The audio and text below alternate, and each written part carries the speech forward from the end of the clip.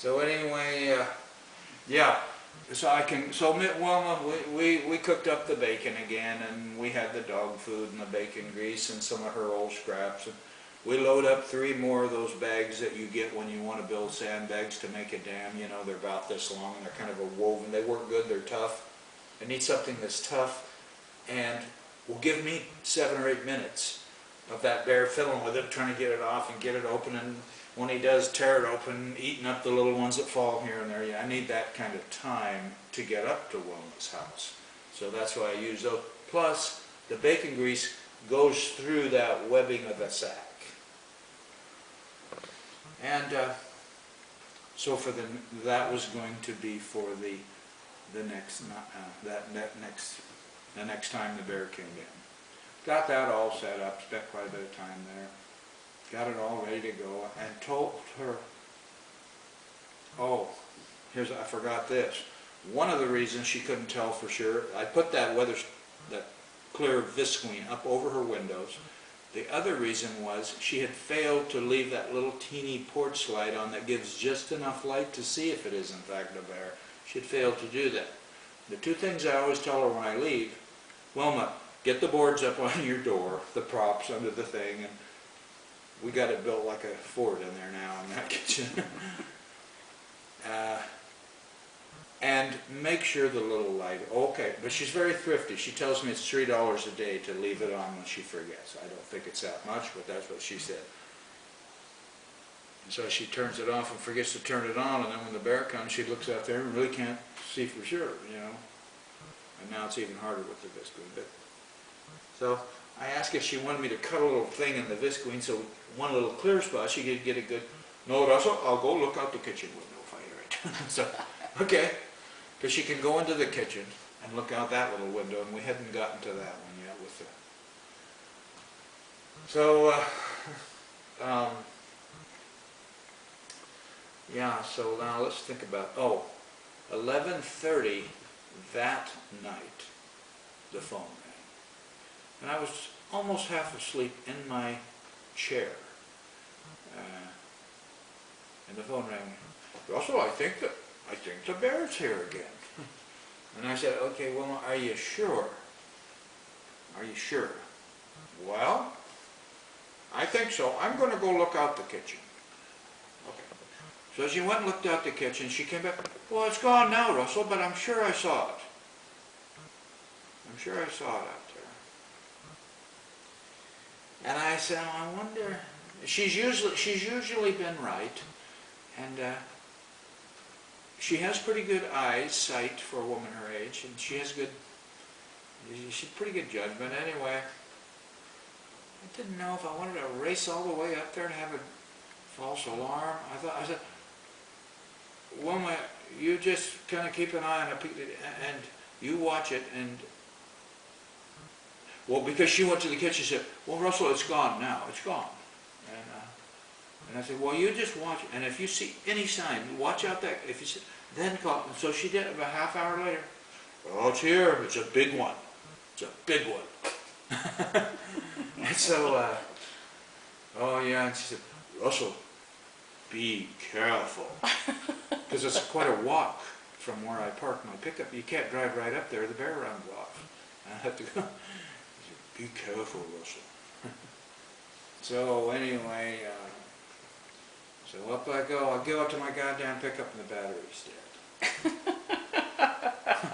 Because I have a habit of listening to these ball games with my radio and whatnot. Just, you know, with the key over, you know, I listen to these ball games and whatnot. That goat roper music and whatnot, and whatever I'm doing outside. Well, I'd run the battery down that day.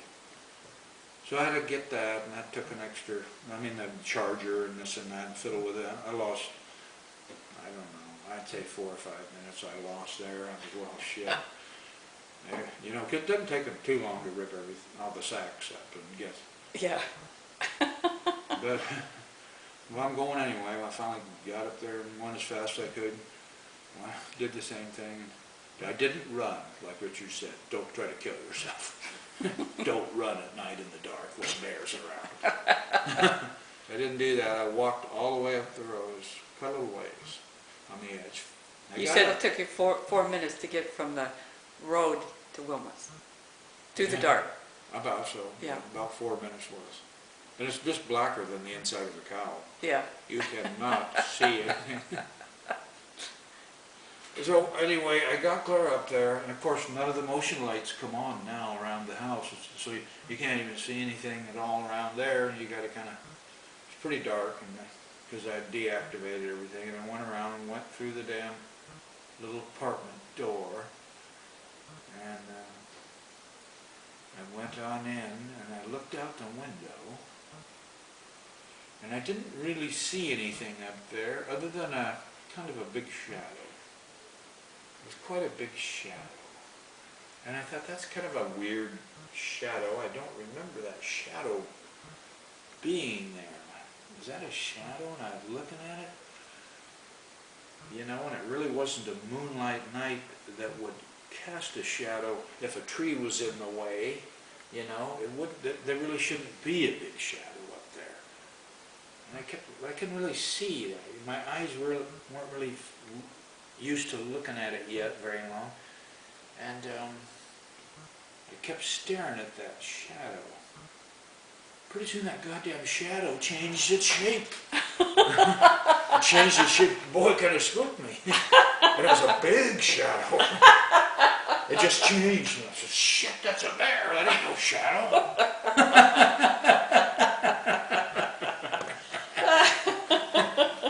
Yeah. I mean, it's been quite interesting, this whole deal. Oh my God. So, man, I had the window was, I left it open that far enough to get that 30-30 barrel out, and but I didn't put my little cloth so that when I lay it down it didn't make a noise at all, you know, when I rest. And so I was kind of fiddling with that, watching the bear at the same time out through the thing, and I had to open the window just a little bit more in case that bear ran one way or the other. I could, you know, give it that. So when I opened it a little bit more, it had kind of stuck just a little bit, and moisture and whatnot, and went. When I did that, boom, the bear was gone. Shit.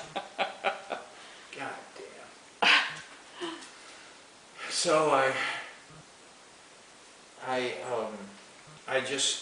had made up my mind right then and there, I'm going to stay here all night in this position till I get him. And because he's right in here and he might be back. And so I stood there for a half an hour, I'd say roughly, just looking out that window, waiting and waiting in my eyes, just looking at everything, every shadow or whatever, there weren't any. And after about a half an hour, maybe a little more, boy, out come that big shadow again. Boom, boom. You know, right out there, and just stood there. Boy, I was real careful not to even make it sound. And I had the gun right on him, and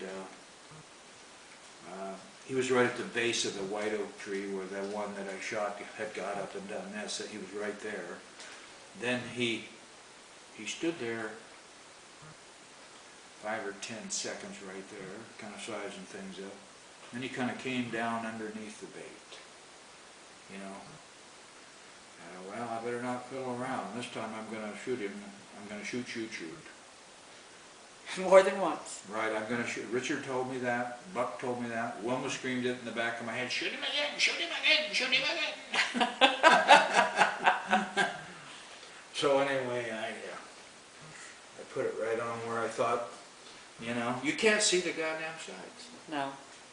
Not in the dark. You cannot put your sight, the bead, you can't put that bead right down in between there on where you want to hit. All you can see is kind of your barrel. And Richard said the guys up there have little lights they put on, they tape them somehow on their barrel, and they do that, you know, and they can see the sight to do that. But anyway, so I pulled down on him and I shot kind of where I thought his shoulder. I trying to hit him about where, in fact, I did hit him, and I shot him. I was surprised the amount of flame that comes out of those barrels that you don't notice during the day. It looked like some kind of flamethrowing machine. I haven't done much night shooting. Not shooting at all, really, but anyway. Yeah. And so he fell over, and he kind of flopped, he kind of thrashed around there. By God, I just shot again right into where I thought he was flopping around, but that shot never connected. But the first shot went right through his lungs and blew his lungs up. And he had to be, he was totally dead within, I would say, 5 to 7 seconds. He was just done.